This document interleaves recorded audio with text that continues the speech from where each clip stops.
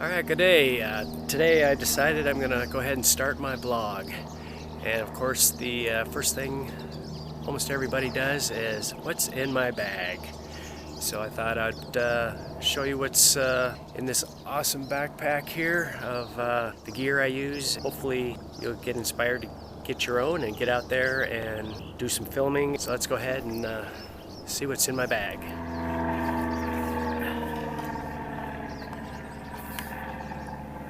Let's go ahead and plop all my stuff down here so we can see what's in my camera bag.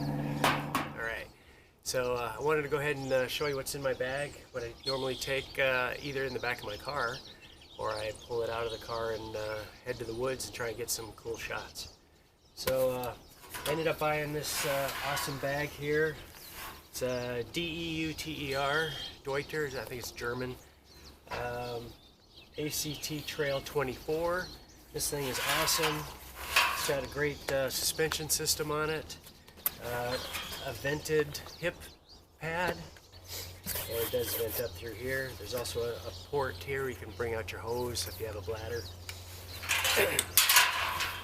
The awesome thing is that it's a top loader.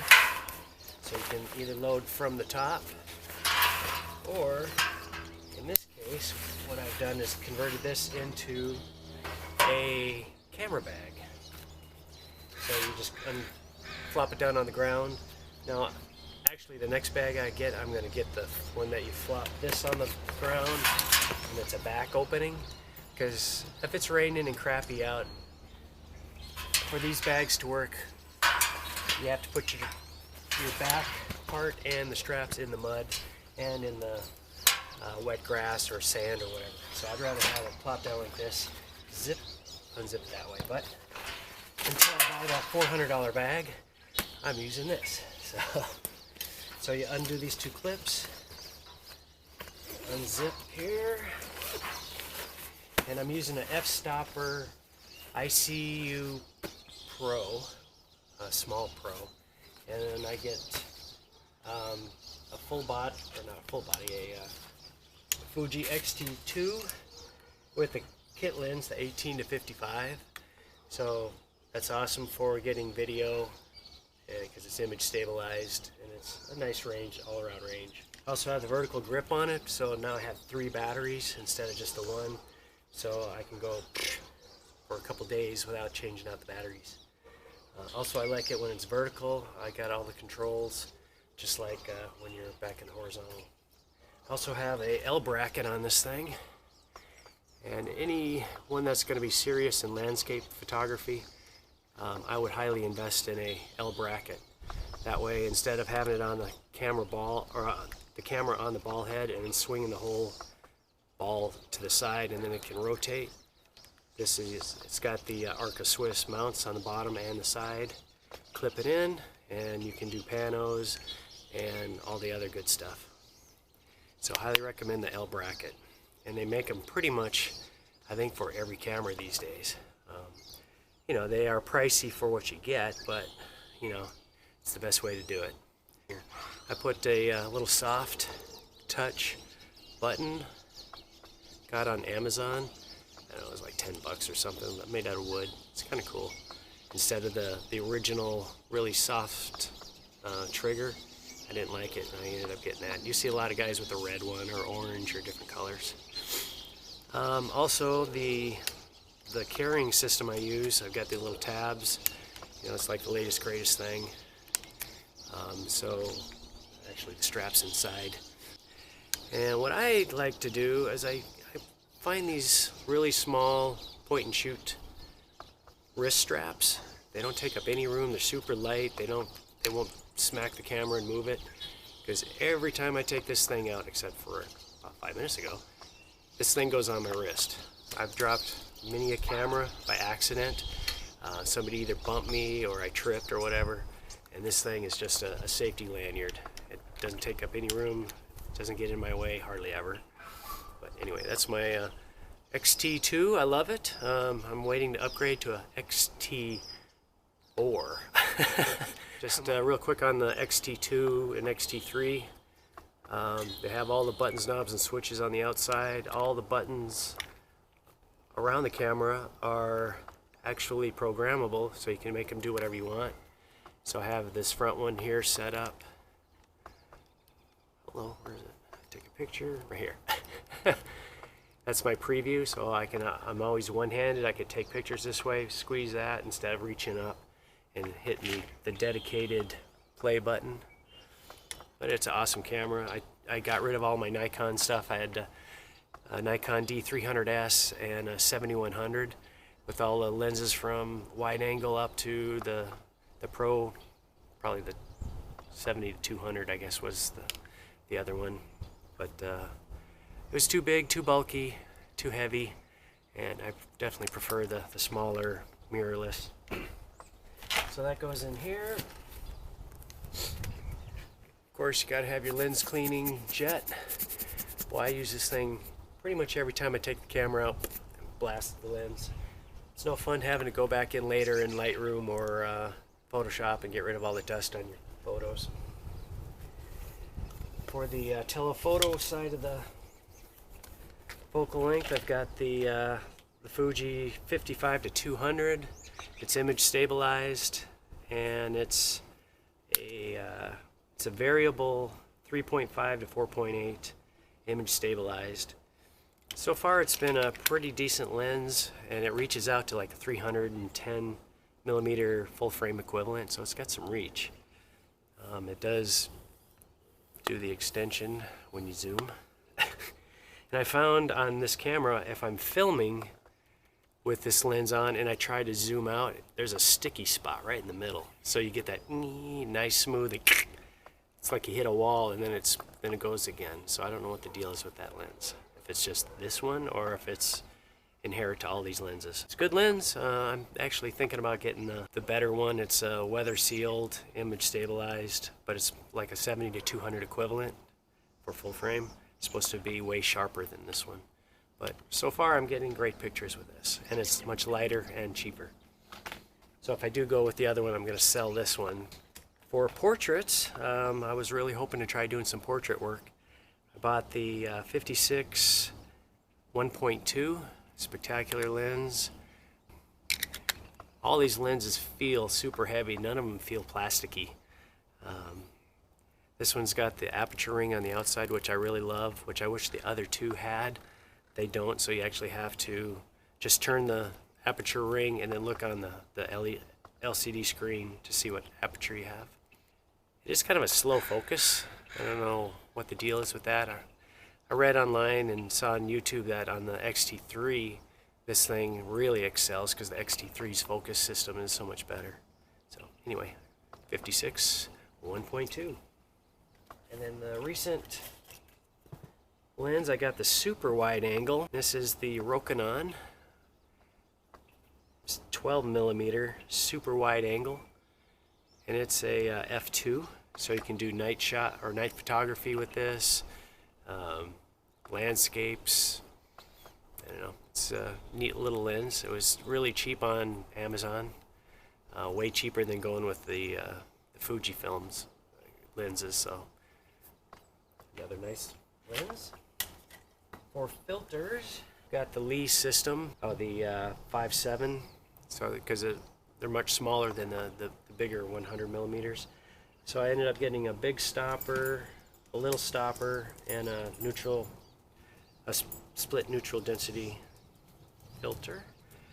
You know, right there. So a lot of guys are actually not even using these anymore. They're just making multiple shots, exposures, and then blending them in Photoshop later instead of using expensive filters, because these things are very fragile. They're glass and they tend to break.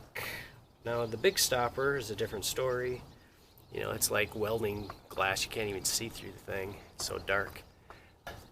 And that gives you a really long exposure, so if it's super bright out, the sun's out, and you still want to get like slow motion waves or cloud movements and stuff like that, or the river, waterfalls, stuff like that. You put this bad boy on, and that'll slow the shutter speed down.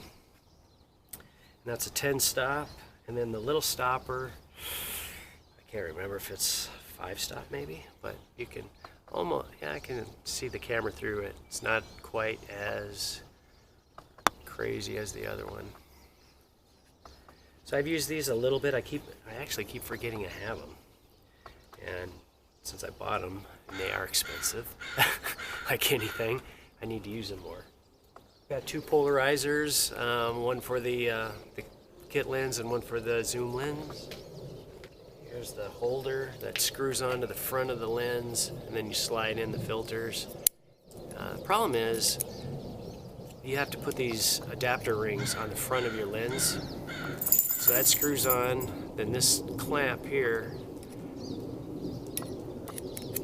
attaches like that. Well, I've actually knocked this thing off a couple times by accident.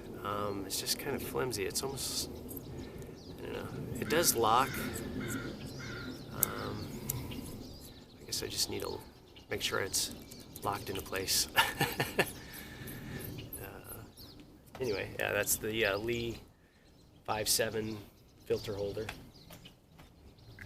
Also picked up the extension tube, so that way I can try some macro, and it's, you know, just a hole that goes between the lens and the body, and you can get super macro up close photos.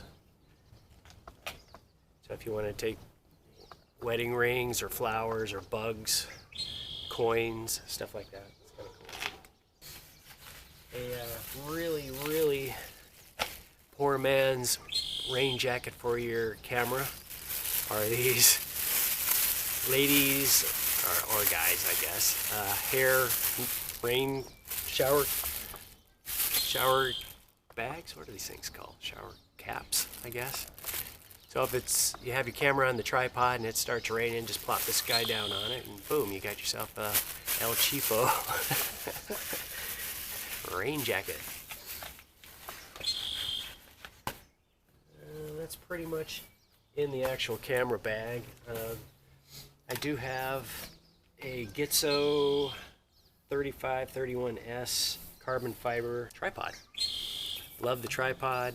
I also have this Giotto ball head. I'm not that thrilled with it.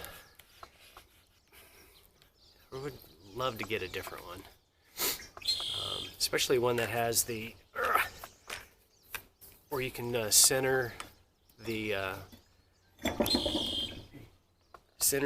ball head underneath. There's a handle right here, and then you can actually move this around and then tighten it down.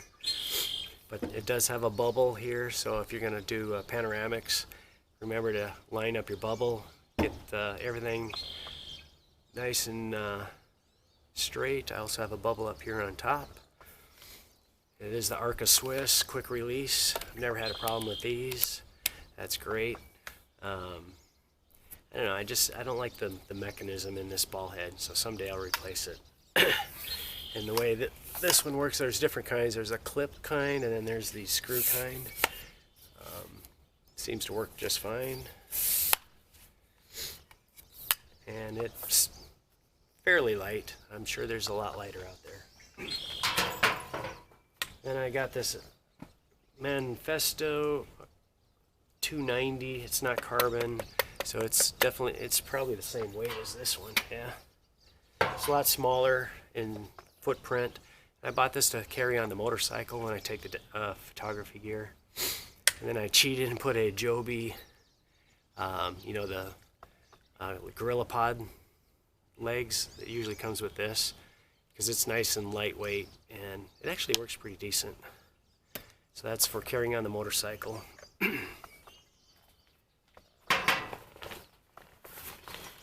else we got here? Oh, one of the tricks of the trade that I've learned over the years. You got your tripod set up, you take your lens cap off, and what do you do with it?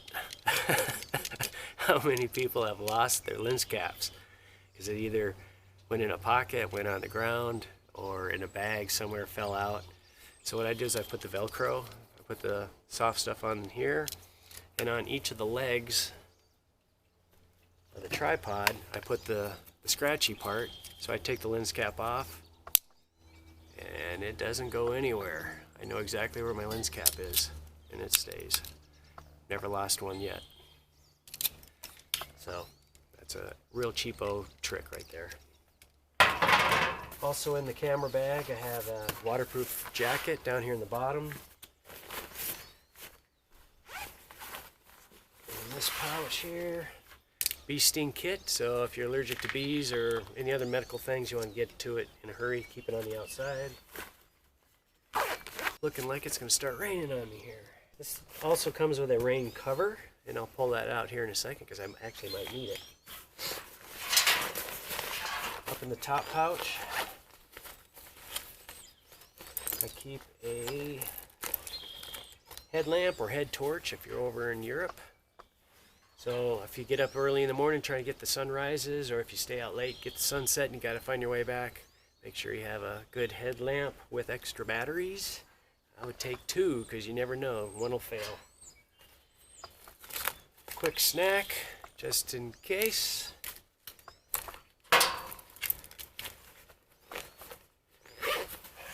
And I have my trusty Leatherman, which is either on me or in the backpack. Never know when you're going to need that. Then I also carry the battery pack. This one is, I think, a 10,000 or 20,000 milliamp. It's always good to have one of these in case your phone, or you're stuck out there and you need to stay in contact using your phone. You don't want your phone to die when they're out and the rescue people are getting close and you can't contact anybody. So I always have a battery pack. And this cool thing, which my father-in-law bought for us, and at first we were like, that's kind of weird. What do you do with this thing? It's got pretty much every kind of charging adapter all in one. So you don't need a buttload of cables. So you just plug the USB into your power. It'll fit your iPhone. It'll fit the micro USB, the mini USB, and I forgot what this new USB-C is. I think that's what it's called. But yeah, so now you can charge your camera battery if you had to. Like I said, cell phone, any other rechargeables. I would get one. What else is in here? Some identification. I keep it in a little plastic case here. El Cheapo, you get them at like Walmart, Kmart, Target, those things. And here comes the rain. Perfect timing. So on the bottom of this pack has a rain fly built into it. Just unzip. Pull it out. I've actually never used the rain fly yet. Flip it around.